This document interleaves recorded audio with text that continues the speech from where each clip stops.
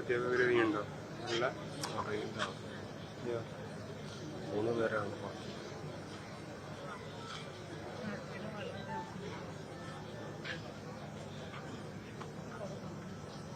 സ്കൂളിൽ തന്നെ അല്ലേ? സ്കൂളിൽ തന്നെ. താത്താ,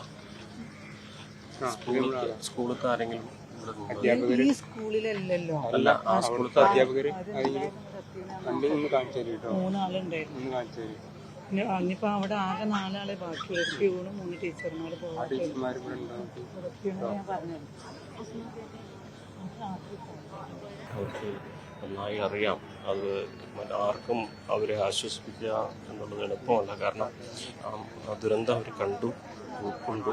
പക്ഷേ അത് മറ്റൊരാൾക്ക് ഇനി അത് അവരെ ആശ്വസിപ്പിക്കുക എന്നുള്ളത് വളരെ ബുദ്ധിമുട്ടുള്ള ഒരു കാര്യമാകും. ഇതൊക്കെ ബന്ധുക്കളാണോ? അതെ അതെ, ബന്ധുക്കളാണ്. ഇന്നലെ കൂടെ പോയവരാണ്. ഇവരറിഞ്ഞിട്ട് പൊള്ളാച്ചിയിലോട്ട് പോയവരാണ് തിരിച്ചെത്തിയേക്കുന്നത്. ആശുപത്രിയിൽ കഴിയുന്ന കുട്ടിയുടെ അവസ്ഥയാണ് ഷക്കീല ടീച്ചറുടെ. ഗുരുതരാവസ്ഥയിലുള്ളവരുണ്ട്. ഒരു കുട്ടീനെ ഇന്നലെ തന്നെ കോട്ടക്കലുള്ള മിംസ് ഹോസ്പിറ്റലിലോട്ട് മാറ്റിയിട്ടുണ്ട്. ഈ ഷക്കീല ടീച്ചറുടെ മകള് ടീച്ചറില്ല, മരിച്ചുപോയത് അറിഞ്ഞിട്ടുണ്ടോ? സൂറത്ത് ഇല്ലല്ല. ഇവിടെ വന്നപ്പോഴാണ്, എല്ലാരെയും കണ്ടപ്പോഴാണ് ആ കുട്ടി ഈ സത്യം മനസ്സിലാക്കിയത്. ആശ്വസിപ്പിക്കുന്നു അറിയാത്ത അവസ്ഥയിൽ.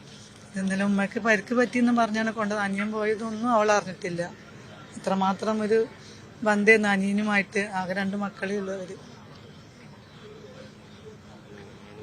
നമുക്കൊന്നും വാക്കുകൊണ്ട് ആശ്വസിപ്പിക്കാൻ കഴിയുന്നൊരു സാഹചര്യമല്ല ഇവിടെ ഉള്ളത്. ആ കുട്ടിയുടെ ഉമ്മയും അനിയനുമാണ്. അതെ അതെ, കുട്ടിയുടെ ഉമ്മയും അനിയനും നഷ്ടപ്പെട്ടു. അത് സുഹറ ടീച്ചറുടെ മകളാണ് ആ കരയുന്നത്. ഉമ്മയും അനിയനും നഷ്ടമായത്.